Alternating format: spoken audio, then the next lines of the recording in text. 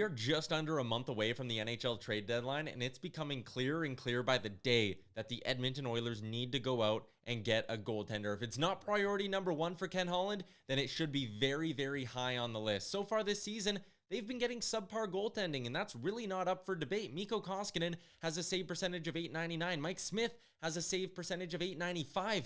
Both of those numbers are below league average. The Oilers as a whole have a save percentage of just .912 at 5-on-5 this season. That's 27th in the league. The only teams worse than that are the basement feeders in the NHL. Montreal, Arizona, Columbus, Seattle, and New Jersey. There are goalies on the market, though. There are ways for Ken Holland to improve this position and make a move. Frank Saravalli has his trade targets list up at dailyfaceoff.com, and the names on there include Marc-Andre Fleury, who probably isn't coming here anyways, Alexander Georgiev, Braden Holtby, Jonas Korpisalo, and Anton Forsberg. There's a lot of guys who could potentially be on the move. Some teams that are looking for goaltending help on top of the Oilers include the Vegas Golden Knights with Robin Leonard potentially injured, the Washington Capitals, and the Colorado Avalanche. There are goalies on the market, and there are teams looking for goalies. There could be some movement on that front in the next few weeks leading up to the trade deadline, which actually usually hasn't been the case in the NHL. If you want to look for impact moves involving a goalie at the trade deadline, they're pretty hard to find. If you go back a couple of years in 2020, there were a few. The Toronto Maple Leafs acquired Jack Campbell and Kyle Clifford in a move with the LA Kings and got back Trevor Moore, a third-round pick in 2020, and another conditional third-rounder the following year. But even this doesn't really qualify as a move for an impact goalie. Jack Campbell at the time had okay numbers with the LA Kings, but he was pretty much just brought in to be an insurance piece for then starter Freddie Anderson.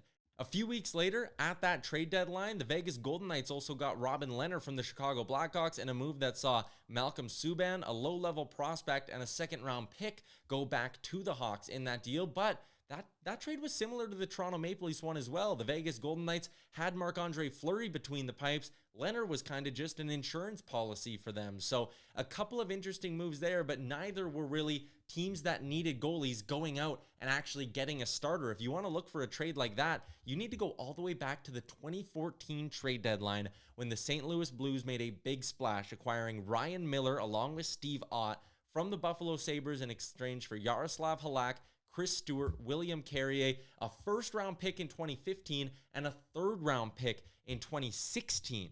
At the time of that deal, Ryan Miller was one of the better goalies in the NHL. He had played 40 games that year with the Sabres. He had a .272 goals against average and a .923 save percentage, but that trade didn't really work out for the Blues. Yes, Miller was good for them in the regular season, but they eventually lost out in 6 games in the first round of the NHL playoffs, and Miller left in free agency that summer. If you go back to the year before that, Tampa Bay made a move for a young Ben Bishop, who at the time had only appeared in 13 games that season with the Ottawa Senators, but his numbers were good with a .245 goals against average and a .922 save percentage. Ottawa got back Corey Conacher in that deal, who at the time of the move had 9 goals in 35 games and was considered a pretty solid NHL prospect or a young roster forward. That's something to keep in mind, as the Oilers, according to Frank Saravalli, could have young forward Kyler Yamamoto available ahead of the NHL trade deadline. Before that move for Bishop, you have to go back another 5 years to find a deadline trade involving an impact goalie, and that was when Washington acquired Cristobal Huet from the Montreal Canadiens in exchange for a second-round pick in 2009. This was a weird one because the Montreal Canadiens eventually went on to win the conference. They came first in the East that year, but were eventually bounced in round 2 of the playoffs. The Washington Capitals, they didn't go on a playoff run either, even though Cristobal Huet was incredible for them down the stretch. Montreal wanted a young Carey Price to get the start, though, and that's what allowed Huet to shake loose for the Capitals. Before that deal in 2008, you got to go back another couple years to find another trade like it, and it's when the Edmonton Oilers got Dwayne Rollison from the Minnesota Wild in exchange for a first-rounder and a conditional third-round pick, and we all know how that deal ended up working out. Rollison, instrumental in the Oilers going to the Cup final in 2006 before, actually, no, maybe I don't need to get into that trade anymore. The point I'm trying to make here is that there haven't been a lot of impact deals involving goalies at the NHL trade deadline, so there's not really a lot to base things off of. But from those few trades, you could kind of tell that if you want to get a good goalie who's capable of starting games for you, it's probably going to cost you a second-round pick and potentially a prospect on top of that. If you're looking for that stud piece, a legitimate high-end top-tier goalie, it's definitely going to cost you your first round pick, and it's probably going to cost you even more on top of that as well. Of course, the trade market around the NHL is always changing, and if you just go back to this summer, there were a handful of deals involving young goalies from around the league. In July, the San Jose Sharks acquired Adin Hill from the Arizona Coyotes in exchange for Josef Corner and a second-round pick. Hill was just 25 years old and already had a handful of years of experience with the Arizona Coyotes. The value in this move and what Arizona got in return might line up with what the New York Rangers could be looking for in a potential Alexander Georgiev trade.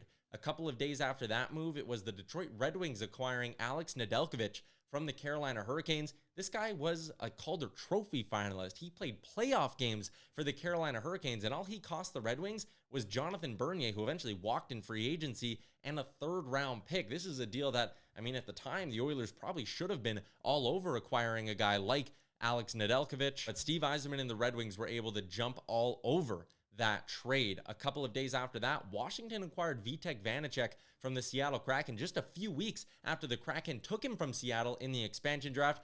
That deal cost a second-round pick. Hey, if Vanacek shakes loose at this year's deadline because the Capitals go out and get themselves a veteran goaltender, maybe a second-round pick for Vanacek is something the Oilers look at ahead of the deadline. And on that same day, the Calgary Flames acquired Dan Vladar from the Boston Bruins in exchange for a third-round pick.